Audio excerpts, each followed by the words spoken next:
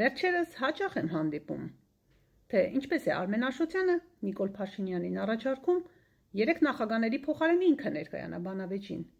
Չէ՞ որ Նիկոլ Փաշինյանը շատ համառորեն ուզում է, որ 3 նախագաներն իջնեն իր մակարդակին։ Եվ դա հիշեցնում է մի հայտնի առակ։ Անտառում վիճում են էշն ու վագրը։ Էշն ասում է խոտը կապույտ է, վագրն ասում է չէ, խոտը կանաչ է։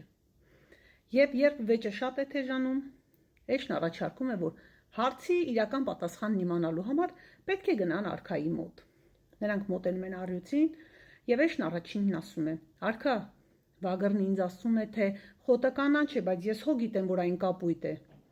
Եվ առյուծն ասում է. «Այո, էշ, խոտը կապույտ է։ Դու ազատ ես»։ Երբ էշը գնում է, վագրը թեքվում է դեպի առյուծին եւ ասում. «Արքա, բայց ինչու նրան ասացիր, որ խոտը կապույտ է, չէ՞ որ խոտը կանաչ է»։ Ասեց. «Լսիր, որովհետեւ դու, լինելով անտառի լավագույն գիշատիչը, քո խելքը դրել ես էշի հետ»։